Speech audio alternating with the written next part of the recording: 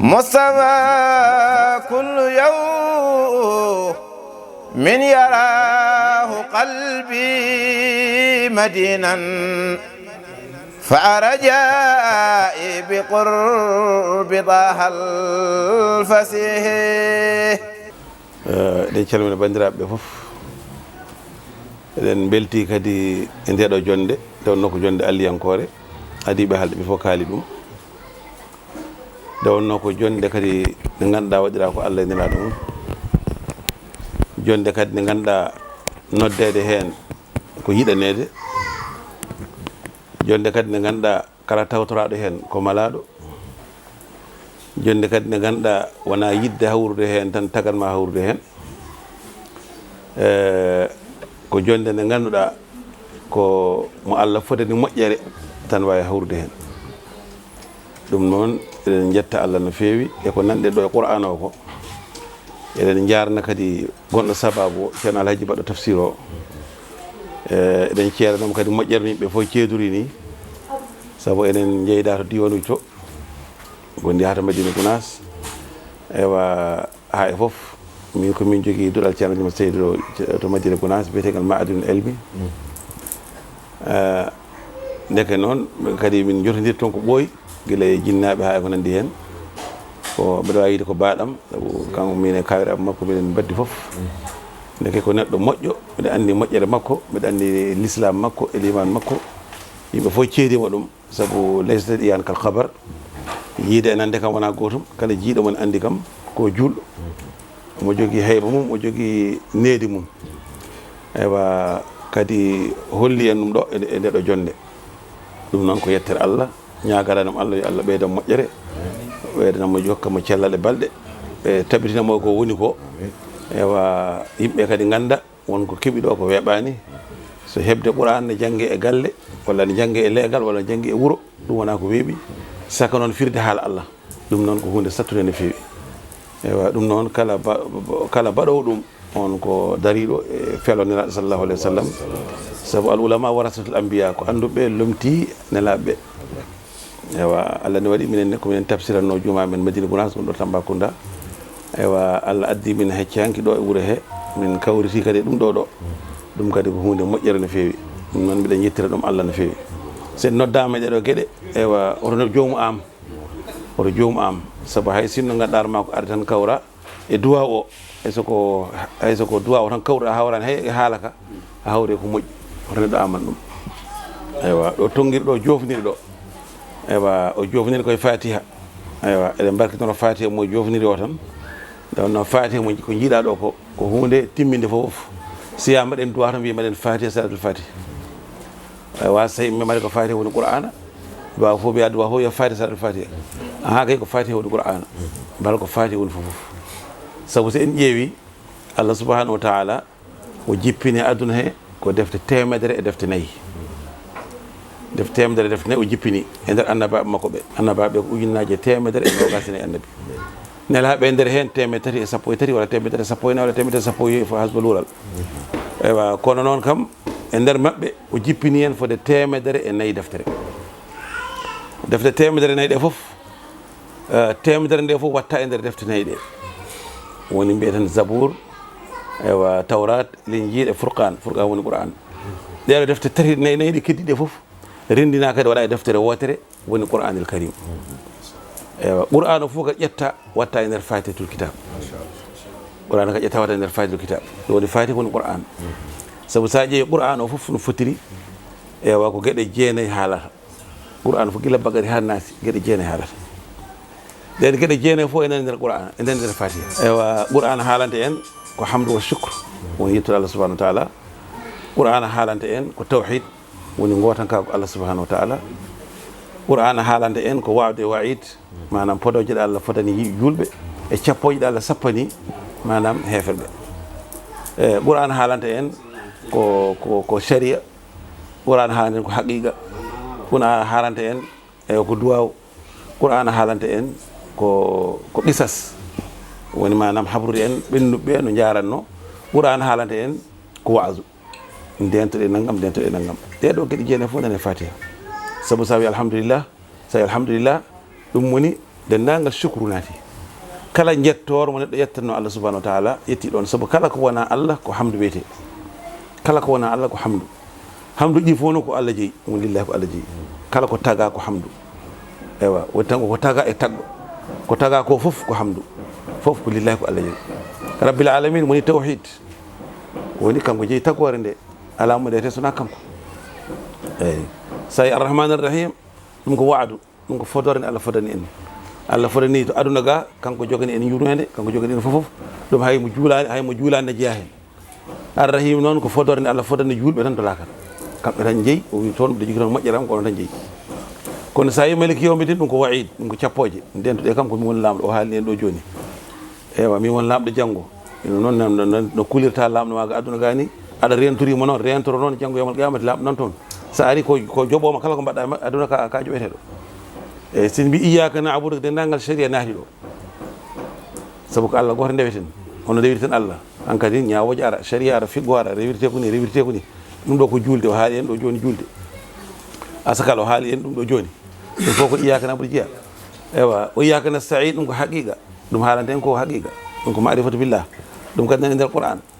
sa ari o ihdina siratal mustaqim ɗum woni duwaw han kadi aɗa ñaago Allah yo Allah fewne e lawol poccugol Allah fewne lawol poccugol ɗum han kadi wonti ñaagude Allah woni duwaw en mbi sal le anam taala ɗum wonti qisas han kadi eɗen kaala ɗon haala annabaɓe ɓennuɓe ewa ɗo Allah rewnuno ɓen en annabaɓe ɗo Allah rewnuno ɓen enne yo Allah rewnu en ɗon kono Allah e moƴƴere mum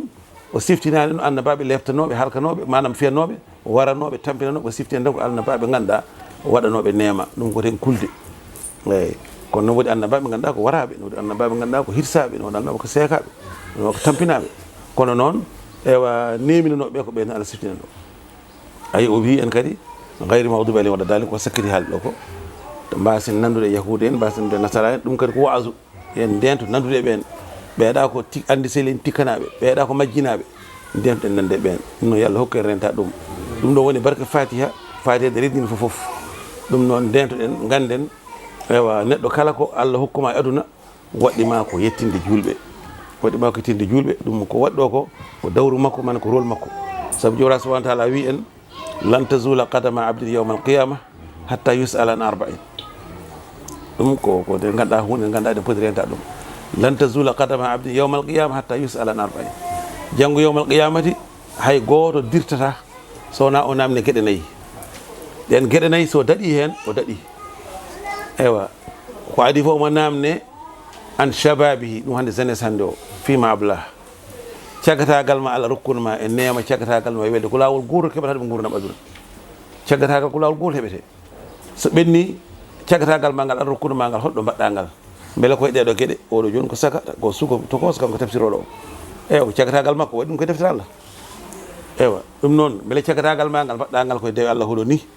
walla caggatagal ma ngal ka ƴewɗo doole ma aɗa ƴeewa sembe ma waɗa fijira ɗum Allah aɗa fijira ɗum aduna aɗa fijira hoore ma aduna ɗum ka namditan ngal caggatagal ngal Allah rokkuno ma holko joɓɗa hen Allah beela teddidiri hen Allah manam rewde Allah ɗoftade Allah walla ala rew belaɗe ma aduna caggatagal ko namdete sa daɗiɗo caggatagal ɗo sukaɓe hande wiyoɓe jahata jama ko hamin mawna beela ko sijjudiri Allah ka mawno hay signature goto ala mi nangata wirde hami mawna mi juulata hami mawna mi hoorata hami mawna mi wattanaga hami mawna hol beele haalde Allah ka mawnowo anda hay goto andade gaynata ɗum noon caggatagal Allah rokkunuma ngal ko ɗon fof sohluma saɗa darta golle ko ɗon ƴettata sa ƴamoyi ko ɗon keɓata sa wappi ha nayyi sa ƴami wiye ka nayyi a rokketake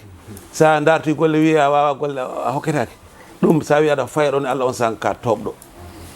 toobɗo kono na yidde yaade to Allah on saaha ɗum noon kono hay ɗum hay tobde nde kadi ɓuuri tobde kadi faye damuji